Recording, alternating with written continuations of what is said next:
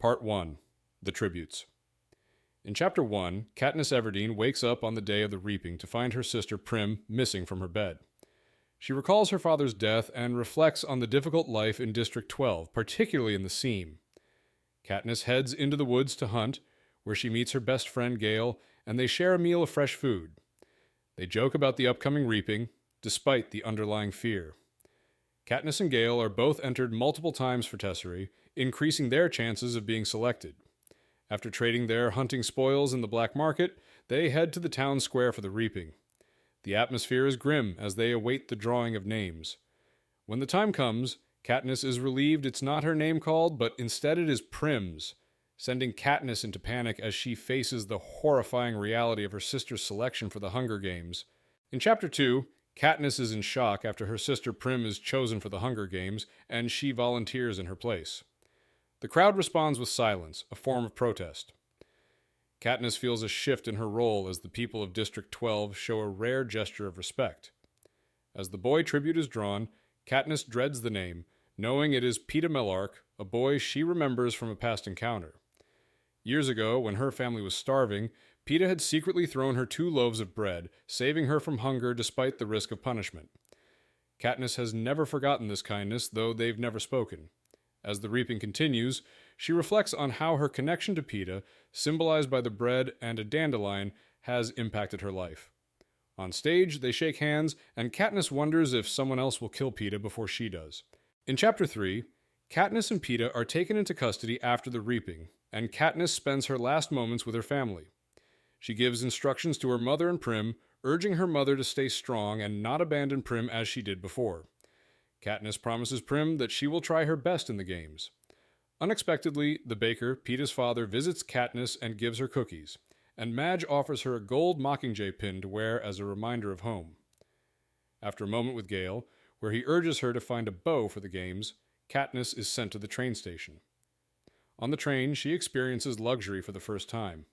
Effie Trinket tries to instruct them on manners, but Katniss rebels.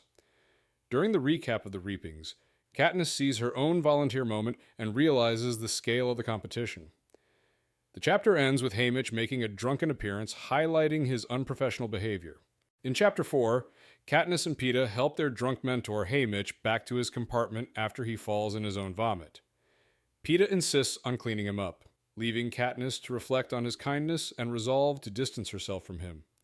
After disposing of the cookies Peeta's father gave her, Katniss is reminded of their past, including the dandelion that sparked her survival skills. She recalls how she learned to hunt and gather food for her family after her father's death, teaching herself to survive in the woods. Back on the train, Katniss becomes uncomfortable with Haymitch's state and the upcoming capital visit. During breakfast, Haymitch offers little advice, and Peeta and Katniss begin to show signs of resistance. Haymitch then outlines a deal. They follow his advice, and he will stay sober enough to help them.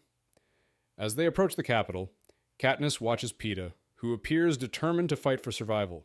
In Chapter 5, Katniss undergoes a grueling makeover in the Remake Center, where her prep team strips away her body hair and scrubs her down. Though uncomfortable and vulnerable, she endures it to keep her agreement with Haymitch. When her stylist, Cinna, arrives, he surprises her by being calm, normal, and respectful. He plans a daring outfit for the opening ceremonies, dressing Katniss in a black unitard with a cape that will be set on fire to symbolize the coal from District 12. At the ceremony, Katniss and Peeta's costumes dazzle the capital, drawing massive attention and cheers.